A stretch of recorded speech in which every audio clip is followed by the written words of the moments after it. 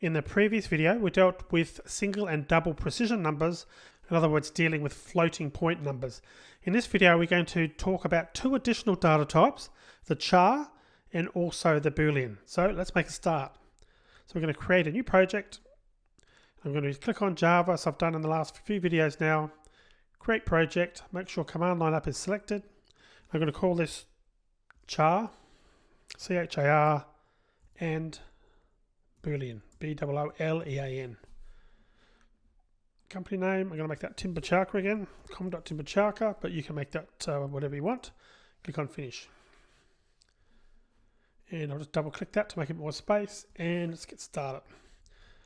So the two other data types we're going to talk about in this video are char and Boolean. So firstly, char, you define it as my char equals, and you can put a single quote there and a number or a letter, like so.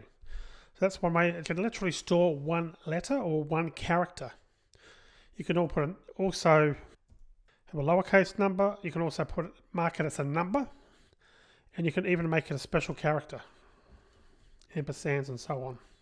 But what you can't do is make it more than one. So we can't put two numbers in there because we get an error, and the error is too many characters in character literal. So it can literally only be one character. It's actually a width of 16, so it's actually 2 bytes. So that's the standard characters that I've been typing in there. But you can also put what's called Unicode characters, and they are special characters that support multiple languages. Just to show this to you, I've got a website I'm going to just go to. I'm going to Google Chrome. I'm going to go to a website called unicode-table.com. And you can see I've just got /en/hash control-character on the end. This gives us a list of what's called Unicode characters.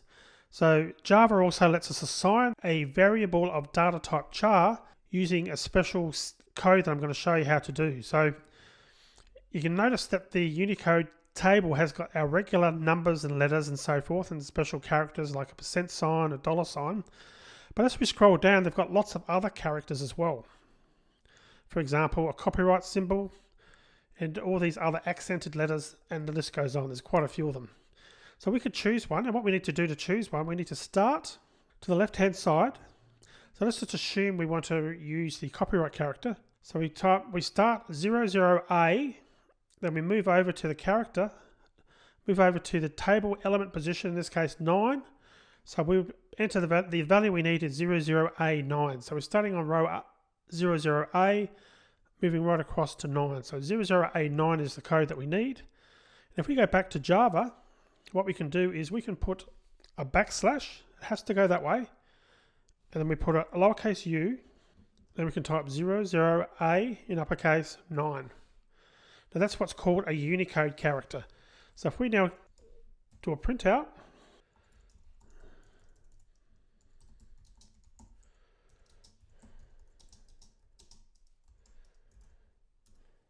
let's run that.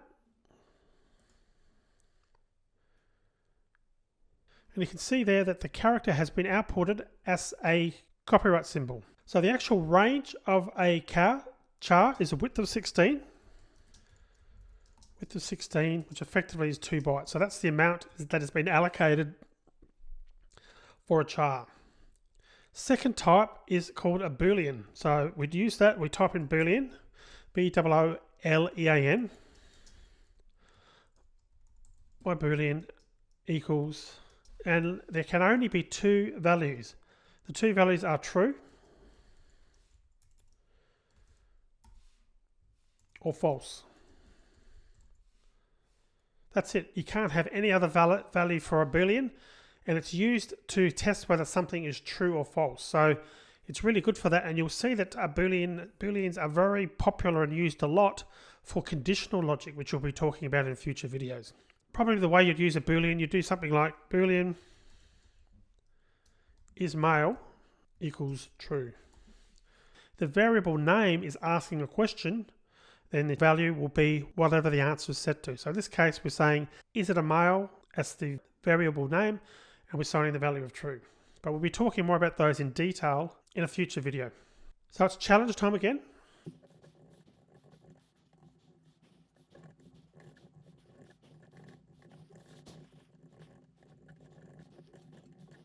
So the challenge for this video is to find the code for the registered symbol on the same line as the copyright symbol on the web page that I've shown you. And incidentally, that website is in the resources section of the video, so you can click over into the resources section to find that link, or I'm going to go back and show you that on the page now if you want to write it down. So you need to find the code for the registered symbol, and that's the symbol that is very much like a copyright with a C in the middle, but it's actually got an R. You then need to create a variable of type char and assign it the Unicode value for that symbol, and then display it on the screen.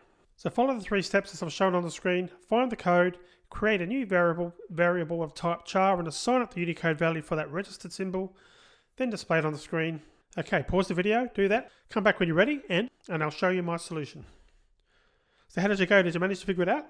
Well, the code, going back to the browser first, we start off on 00A, and in this case, the R matches up with the E, so we've got to put an E on the end. So where we used a 9 for the copyright symbol, you come over here and it's an E. And did you notice that I didn't show you before, but if you actually hover over there, it actually gives you the code 00AE, as you can see.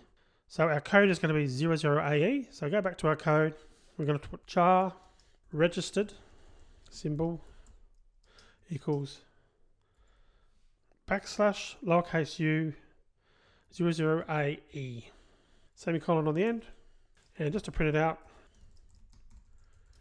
registered symbol equals registered symbol. And that's it, that's the solution. So if we'll run that just to confirm, and you can see we've now got a registered symbol, which is below the copyright symbol, which of course is still printing above that. So that's it for the char and the Boolean types. In the next video, we're just going to have a bit of a recap on the 8 data types that we've covered to date. They were called primitive types, and I'll be just explaining what that means. And then we're going to move on to another data type, a special data type. We're going to be looking at that in the next, and that's called string. And we're going to also be looking at that in the next video.